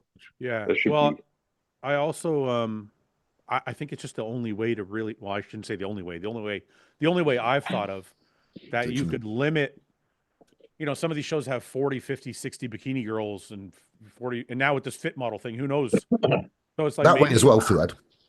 That way as well. Like, then no shows would be too quiet, because, you know, you might get a show now, like you might get one that's got 15 people in it. Yeah. And the next one's got 7. Right. And then let's say there was only 12 spots at the first show. 3 now have to go into the other show because they got no choice, which takes it to 10, makes it a much better spread. That was pretty crazy about, say, Detroit last year. We had 6 open guys, and then you had like the Spain and Italy shows at the end of the year with like 24. That's what I mean, for example. So like, if the other show, if that Spain said no, our spots are filled, then it would actually benefit the prior promoter, because then other people then have to think, okay, we either do the show before or the one after, if there's spaces. You know what I like about that on the pro level? Promoters don't make money off the pros. I mean, they do in a sense that, like, if big enough name pros come, then people will buy tickets to come. That's on the back end, but on the front end, you're normally costing you money, right? Yeah. On the front end, we don't make anything on the pros. So like, it's like with the amateurs, they pay a registration fee. Yeah. So you benefit by getting like as having many amateur people as show, possible. for sure. But what I'm thinking of is that going to cause promoters to fight amongst each other? Because right now, like, let's say for example, you're who's the guy that does Tampa? Tim Gardner. Let's say you're Tim Gardner. Your show always has fucking 80 pros, right? 100 pros, whatever. Yeah. If they go, hey, we're putting a cap on the number of pros that can do your show, that's going to hurt him. It's not going to hurt me. It's going to help me. So does that's where there has to be a conversation with the higher, you know. Yeah, like I know, but then are we Yeah. punishing that guy's built an amazing show? So Yeah. now are we punishing that guy because we're saying, you know what, you can only have 10 pros in each class. That's So where it's tough. It's tough to kind of figure out a real solution that doesn't impact somebody negatively. You know what I mean? Sure. Sorry, every time I'm muting this mic, I'm doing the loudest fart. That's why. That's every now and then I might do that. It smells in here as well. It's pretty bad. We can't smell. You're right. Oh, taste it. I can't smell you, so it doesn't matter. You're so lucky that smell doesn't travel through radio. Who's spazzing out in the comment section? What's happening here? Is something I going got on a piss here? quickly. Go I want ahead. to know who's spazzing out. I'll be right back. It's the stench as well. Didn't automatically qualify. What is going on here? What criteria for dad bod? The highest price sanction fee is for open. More lower tier categories encourages more total revenue for sanctioning body. Then this equals more income for promoters. How does that input? Ben, I need your input on this. I don't understand what he's trying to say here because I don't think it's correct, but I'm not sure. The highest price sanction fee is for open, which is true. More lower tier categories encourages more total revenue for the sanctioning body. This then equals more income for promoters. How does that equal more income for promoters? Because if not every show has the open, the sanctioning fees for the costs they do have is low. So you get more competitors in, right? No. Because you're losing money by holding open, boys. There's more money out. But that's not... Well, pay them, yeah. Yeah, but that's not what I'm Prize saying. money as well. I'm not saying everybody needs to have open, and I'm not saying there shouldn't be lower tier categories. All I'm saying is whatever category you have, to keep from having shows that are 10 hours fucking long, every class... NBC shows or pro shows? Any shows. You can't cap no, you can't cap. You can't cap NBC because those guys make money on the registrations. But on the pro shows, there should be a cap of like it's 10 people, 15 people, 20 people, whatever the fuck the cap is. I think 20 a class, right? Yeah, that's what I was saying. Yeah, 20 a class is fair. 20 class is fair. Yeah, I mean maybe bodybuilding would be less because I think, and I don't know, maybe this is because I don't know enough about the other classes, but I feel like judging bodybuilders takes a little longer. Yeah, but even so, you still cap it at 20 because then it will even out across the. Yeah. If you have 20 per, no matter what. Most pro bodybuilding shows aren't going to get 20 guys anyway. They're between 10 and 15, right? 10 Maybe. 15, yeah. You have three call outs, right? But some of the Italian and Spanish shows had like 24. Prague had 20. 15 would be the best number, I feel like, Ben. 15. Free, like you can say, free call outs. Boom. Victor SM, thank you for the super chat. Just cap every class at 15 competitors and make everything point based. I'm not sure what the second part of that. I'm not sure what the second part of that means, but like as in you can accumulate points to qualify for the Olympia again. I actually think that's a good idea, but not. I think you would. No. Shut the fuck up, asshole. I don't mean for open men. I was gonna say, if you let me finish, I was gonna say for those categories that have massive classes and that have a whole bunch of shows throughout the year, instead of having 60 fucking bikini competitors, maybe they say, you know what? Whoever has the most points, we're taking the top 10 bikini girls or top 15. Because that way the girls compete more too. Yeah. You know what I think they should do? And I'm happy to argue this point and hear other things that I haven't considered. Say Samson goes in, does a couple of shows. I think the guy that gets second to him should still qualify. Should qualify. I do as well. I've always thought that. They used to do that. I think that's what should happen. I think if you're already qualified, say a guy does back-to-back shows in the Open. So say, I don't know, let's say Hunter. Say Hunter did Tampa and Texas and won both of them. I think the guy that came second should qualify in the second show. The rule was when I was competing, if you're already qualified for the Olympia, the second place guy gets the qualification. Yeah, you get the money for the second show, but he gets the qualification for the second. Right. Yeah, I think that's great. That's what I would personally love to have. Not because I want to come second, but I agree with that for one main reason. If Samson's doing a show, other guys might not do it because they're like, I can't beat him. Exactly. Whereas if they know that they're like, okay, I could come second to Samson, I can qualify for the Olympia, they'd still do it. Right. Yeah. It would be a huge pivot in the dynamic of how some of those shows look. Because if you look at, say, I don't know, look at Pittsburgh, right? And you go, okay, well, Martin is doing it, Nick is doing it, Gavito is doing it. I might, if you're pretty convinced you can't beat one of those guys, you're not going to try and you're going to skip it and go to a different one. Whereas if one of them, like you say, he's already qualified, you're like, well, there is an opportunity here for me. Yeah. Well, I think I think this was all done in an effort to shrink the numbers, though. So they're not trying to make the numbers bigger, because remember they went from top 3, which was in my era, they went from top 3 to winning plus points right? Mhm. You had to place in the top 3 to qualify for the O, but there was a lot less shows, Yeah. so that was still difficult. Yeah. Then they went to more shows, but they changed it from top 3 to you have to win or you can get in on points. Accumulating Yeah. points, yeah. And then there was still too many people. So And they- then at the O, it was the top 5 for the next year. But with the difference now in the climate is there's more show money, so then more people would do more shows even if they have qualified. Therefore, the end number would still be lower. So Samson, for example, he can be like, "This is a cleanup year for me. I can make a lot of money." Likewise, if someone else who's a really good bodybuilder, they go, "I could win second place at a lot of these shows, or third, wherever it may be, first place." So Anyway, Samson and Martin, if they compete, if they do like 10 shows between them, right? yeah. Then at least other people, but I don't know, guys, and because the money's higher as well, there's more incentive for people just to do the shows, generally speaking, to repeat their wins, which would block people. Yeah, I'm not disagreeing with you guys. The only reason I'm pushing back at all is because their whole reason for doing what they've done is to shrink the number to like 10, 12 people. They only want Where? I think me and Ben think you probably How- still would only get that many if you had someone doing repeat shows. no, you probably get more. But it also hasn't worked because It has worked. they're only at the Open. That's where they did it though. They haven't really done it. There's so many other shows for the other Classic Physique Bikini is fucking stacked with 50-something guys. Yeah, so they need to change those rules, not add another way to get in. Right. You're adding another way for people to qualify. They're trying to do the opposite.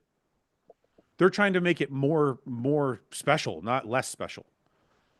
I think if they could have it their way, because think about how much money it costs them. They got to fly every fucking competitor in. I don't know if they do that anymore, but they got to buy them tracksuits and fucking this and that, whatever. So it's like, and to top it off, just the production of the show. So you got to think they're like, you know what? We only need 15 people per class.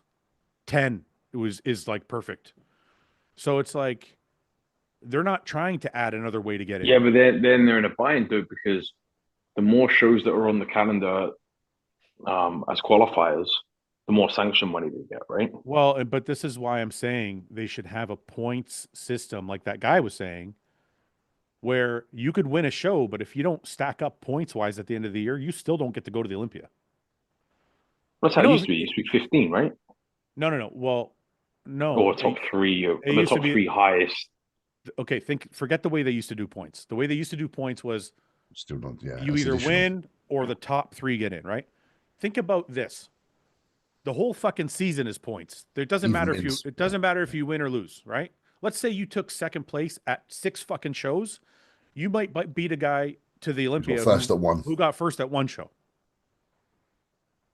Oh, so you're scrapping Wins. no, man, because I'm then just, they're- I'm no, just playing it. no, I'm just no. I'm just Ben, I'm like, no, for that. I'm just playing Yeah, a game. but- Just play the game with me. I Just get play it. the game with me. I get it, but you're also now jeopardizing how many times these guys are peaking in their health and rah. You know, Health is health. It's bodybuilding. fuck it. But it's Fair bodybuilding. It's not healthy. You just pick a different sport. No, I don't know. I just look at other sports. Like I know normally people win track and field or whatever it is over here. Like if they win a regional event, they qualify to move on to the. Okay. Sorry, if they, you know what I mean. So I just feel like if you win something, you should get the qualification. maybe I went too far, You fucking did. and probably and probably for bodybuilding this wouldn't apply because it's already hard enough to get to the Olympia as a bodybuilder. But maybe for the other classes where there's more shows and more competitors, they go back to the points and they say you either have to win, and they can't even do that with the wins because there's so many fucking shows. You're still going to end up with 20 fucking competitors. But this is where I think the point system works better because the judging criteria is a little more sketchy for a bikini girl, right? In 1 week you'll get a girl that places first or second, and then in the next week she'll be in front of a different judging panel. Hey, from 10th. wait! I have to address something. I'm sorry to interrupt you. I just realized Phil LaRusso just said he opened the pod with a Merrick ad about health, and then he says health. So I get it's a joke. Okay, please get your health check. Please don't get our sponsors cut, please. No, it's not our sponsors. I don't give a fuck about that. No, I don't give a fuck about that. No, because listen, Ben, you know I'm going through my own health shit. It's fucking important. I just like to fuck around. Anyway, I'm sorry, Ben. Go ahead with what you're saying. Well, I'm saying, like, with bodybuilding, it's pretty clear, right? You have the criteria is normally pretty consistent. You might get a guy get like first, second, third, one week, he's generally in that mix. You see these bikini and physique guys and girls, their placings will switch in the same lineup from week to week based on their criteria. Sometimes it gets a little squirrely out there. So I'm okay with seeing a point system come into play for them where they can accumulate points. And they should be ranked, and then limit, like say the top 15 highest points of the season is at the Olympia. You know what? I'm going to go back to my idea, James, where I went way too far. I think not for open. I think it'd be real, maybe not for open, but I think it would be really fucking interesting to be. I don't think I compete anymore. I think I'm there. Yeah. Well, you just have to all you'd have to do is make a win worth a lot more. So, like, you know what I mean? That way the second place guy doesn't like overtake a whole bunch of people that won shows. Yeah. You know what I mean? Like the win is worth 40 fucking points or something, and second place is worth 10. That way he's got to fucking take second at 5 shows to get ahead of you. You know what I mean? Like it wouldn't be difficult to set it up that the winner still has the advantage. But I think it would be really fucking interesting for people following as a fan. Think if you're a fan. Sports fans. Yeah, it's all down to points. So like at the end of the year, you look and you're like, oh, this guy only competed once, even though he's amazing. He's not going to get on stage. He's not going to make it. Yeah. Like it's kind of like keeps people interested in the year. You know what I mean? Yeah. So, I hear that. Anyway, Victor says, that's what I meant, Fouad. We only want the best of the best there. Anyway, do we really care who places 57th in Classic? That's the other thing too. And I hate to say this because, 13th in the world is still fucking incredible. But most people, when they're doing lists, they'll do the top 10. Yeah. Right? And they stop scoring after the 16th guy is. They don't score any. Yeah, everybody's 16th place after 15, right? So, I don't know. That's what I like about the Arnolds. It's invitational. We pick who comes. We pick how many people are there. I was actually talking to Patrick the other day about going to the Arnold. He said, "You going?" I'm like, "Yeah, it's actually one of the few bodybuilding shows I enjoy sitting and watching." It's a good fucking show, man. Because it's like it's condensed and concise, and because of the numbers, they're able to run it. It's not. I'm not saying the Arnold do a better job at organizing, but they're able to do a better job because there's not many athletes. They don't have as many fucking plates. There's not as many plates to spin, so they're able to put on a much better production. But is that really true though? Because they also have strongman in there, right? Yeah, but then there's still only how many strongmen versus how many. But I'm talking like how they're lining people up backstage and the organization of the schedule so backstage of like getting however many athletes tanned, prepped, pumped up. Because I fucking talked to Keown, he came backstage for finals and then was on stage 5 hours after he was expected to be on stage because they changed the order on them. Jesus. They just decided to put them last. The Arnold, you literally get like a room for your class to sit in, and they come and check on you like every. Yeah, I know it's like this. It's different, man. Yeah, I remember that. But look at Detroit. We were able to look after those guys really well because there wasn't that many of them, so we were able to really look after. Do you think it's because there's not that many of them, or do you think bodybuilding shows that are run by bodybuilders are a little different? Yeah, you probably have a little bit more of a, let's be honest, understanding of what's required and what you would want someone to do for you if you had the opportunity. I just wonder if Arnold still or maybe set a precedent at one point and he's like, look, this is one thing we don't want to ever fuck up. I was going to say, how much input does he have on the actual production now? I'm theorizing. I'm asking. I don't know. It's been running for a long time, so he's obviously set things in place, like you said. Yeah. I don't want to pretend I know. I just know kind of what I see when I was back there the last couple of years. I feel like he's more of the face of the show than in doing the inner workings of it. Yeah. Brian is the one that's really Brian Powers, Brian Powers is really the one kind of running the show back there. But all I'm saying is I wonder if at some point, somewhere down the line, or even now, maybe Arnold has a lot more input than I thought. I don't know. I wonder if somewhere down the line he's like, look, it's a bodybuilding show. The bodybuilders and the competitors have to be taken care of before anything else. Because it wouldn't surprise me. Yeah. It wouldn't surprise me. Okay. We'll take some questions before we go. Actually, Doug Cochran just put one in. Just for my own sake here, D says, I definitely agree with Fouad. The more excited you get, the bigger the load. Protecting yourself there. Yep. Doug Cochran says, training question. Does regular intense abdominal work tighten and reduce your waist or build up ab muscles and make your waist bigger? Ben. I'm not going to say I don't think it makes your waist bigger. I think the issue with waistlines comes from food, drugs, being lazy, not from doing more abdominal work. I used to have this theory that doing like heavy abdominal work was a bad idea. I no longer hold that that stance. I kind of agree with everything you just said. It's food, and when you say lazy, it's like just wait. Say that again. What? Oh, He's shut just the fuck shocked. up. He's I just kind shocked, of agree with everything you just said. I'm gonna clip that and put it on a loop. Kind of agree. I didn't. Hey, that's close enough for me, man. Yeah. Can we get a baseball bat, T-shirt, and hoodie? Maybe. There might be something coming soon. I've got a pizza in my oven. It's my bulk. That's all. Okay. I would like a pizza. So right James, are you excited about your year? You got the Arnold, then Detroit.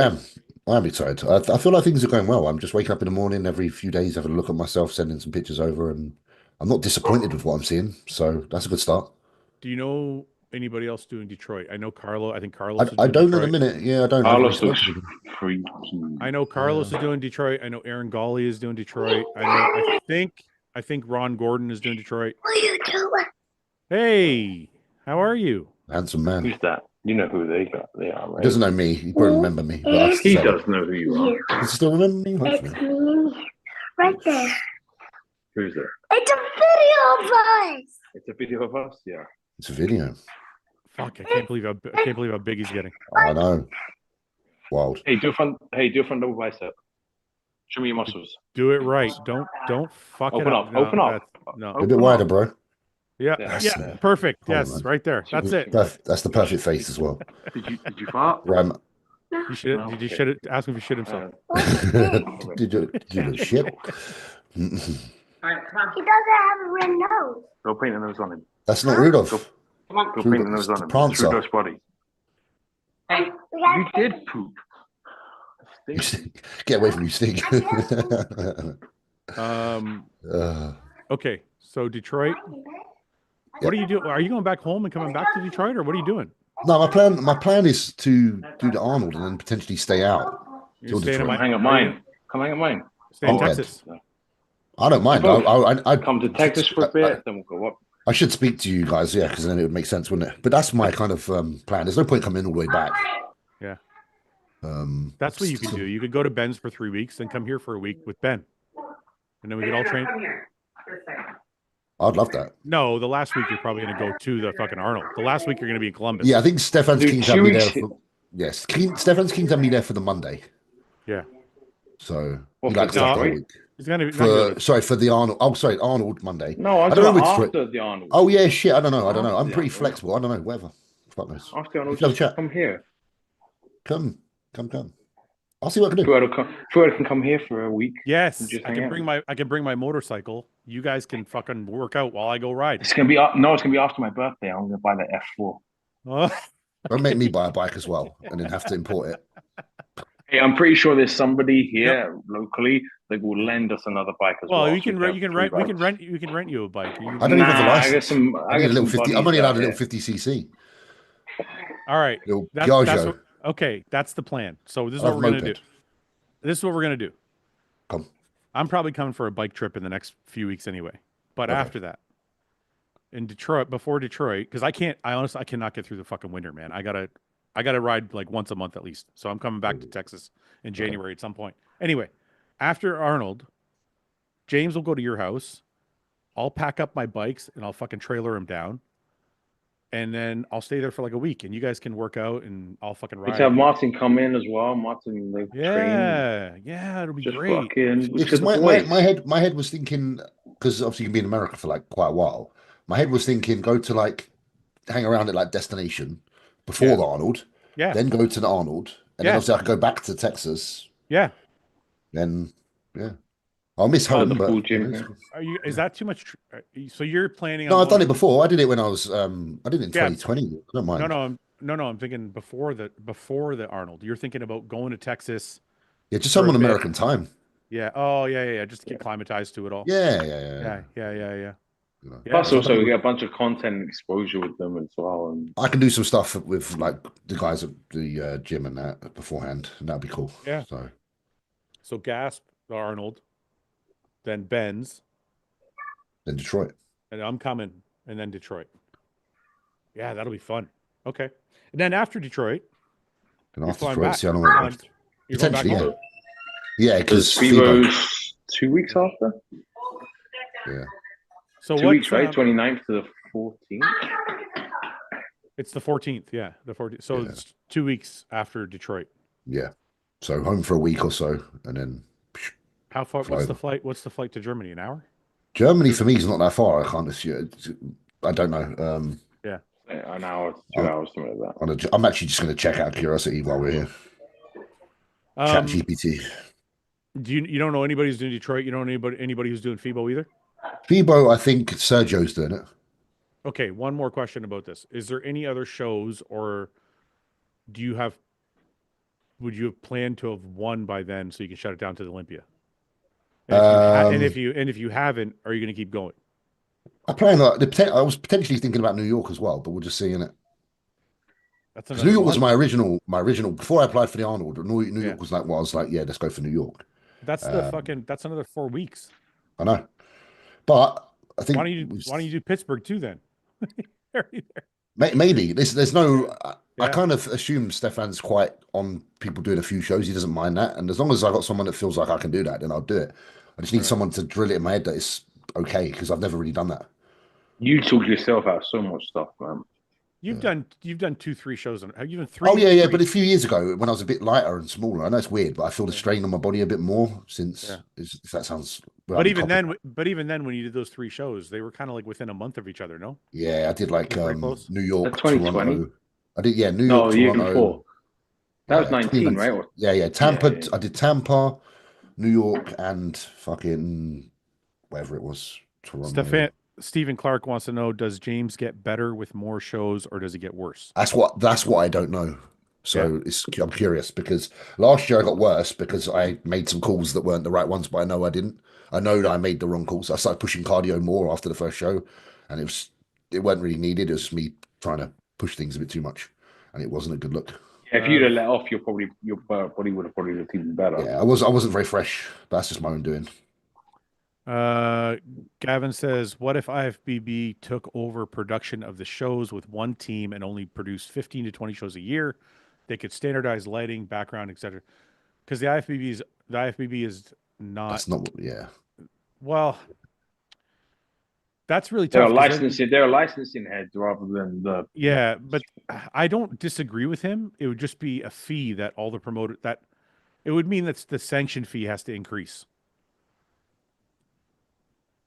Right? And do that. Yeah. But I mean, that's what they would have to do to be able to do that, right? Because they would have to say, okay, anybody that's not in a theater, we're going to have to do your lighting and stage. So yeah, you're going to have to pay the extra, whatever, $5 or $10 it's going to cost. Yeah. I actually asked Tyler about this. Are you guys both texting? We're texting each other. Yeah. Literally texting. There's something I had to text him, but I will. Yeah, it's quite funny. I'll stop. We were just chatting. It's something that we'll discuss later because it's. I'm on the podcast by myself right now. What the fuck is? Sorry. We were chatting shit about you, and you can't hear it. So that's fine, but you can wait till we're done, and then you can chat shit about me. I was. I wasn't. I promise.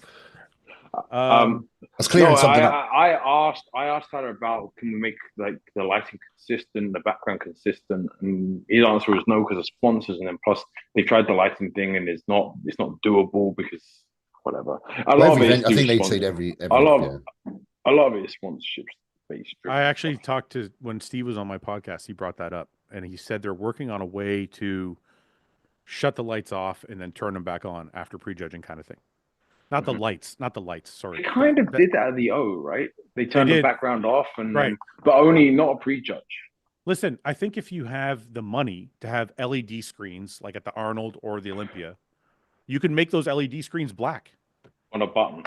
You just go boom, they're all black for this round, and now they're all fucking lit up again. You just have like a box, right? And you have all the sponsors on above it, on the outside. The framing the athletes, so the judges and the camera It's dead square in that black.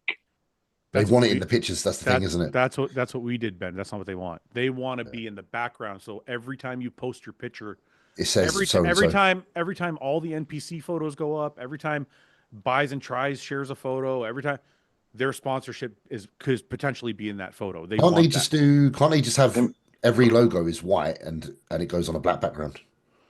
So then it's like not too, you know how like because you lose your brand identity. And a lot of brand identity logos come off the colors. Oh really? I have stuff like that. I mean, look, it's hard to say no when some of these brands are giving up 6 digits, right? They're like, hey, here's $500,000. Like, it's hard if you're trying to give a bodybuilder $500,000 to win your show. Yeah, it's hard to look at so and so company and say we don't want your $500,000 because we don't want your name in the back. You know what I mean? Like it's just I understand the spot that they're in. It's tough. Yeah, but I don't know. Why don't all our trunks just have sponsors on them? Like the like the UFC. I was gonna say like the old UFC has fucking Muscle Farm. Shit plastered all over. Fucking just because you couldn't. It would be a conflict to your own sponsor. No, but it's an agreement of the show. Yeah. It's just part of the show. If you're doing that show, you have to wear the brand of the show. How gross would that look, though? If all of a sudden everybody had like fucking patches all over their trunks. Imagine your hostile like H on someone's cock. They look like Superman. It'd be good. I'm good. I don't want it there. Just the whole lineup, like it's 10 open men with little H's on. What about prejudging? Prejudging is completely black background, and then finals they put all the fucking flashing lights. I think that's what Steve was alluding to, because they're like, if it's an LED screen, you just turn it off for the round, and then you just turn it back on, and when it's like the entertainment portion of the show, or you just embrace Hunter and Ben and wear the baseball cap during the. we just have to. I mean, no one's judging their heads. What show is Hunter planning on doing this season? Do you have any? Is he taking some time to relax and figure things out? As far as I'm aware, we're going to take a year out, I think, or at least the foreseeable future out. Yeah, to the end of the year, kind of thing. Yeah. Okay, boys, I'm going to wrap it there. James, do you care if I make a hostile note? I don't want to have any conflict with ESN. I just want to make a quick note. You give a fuck. What do you mean? I don't mind whatever you do. I'm on your podcast. I just want to let everybody know that's watching, if you're in the UK, that the Hostile UK website is open. So if you want to get any Hostile clothing or anything like that, you can grab it at hostile.uk. It's there now. All I can do, I come in, I'm wearing what I wear, and that's I know. Me. I just don't want to I don't want to create any conflict. None at all. All right, buddy. Are you ready? Are you ready to say? Are you ready to say bye for everybody? You can say goodbye. Bye. Okay. Gonna wave. Bye bye. All right, guys. Bye, everybody. Take care, guys. Bye, chat, and everybody. I didn't ask you anything. Little just get out of here. Come on.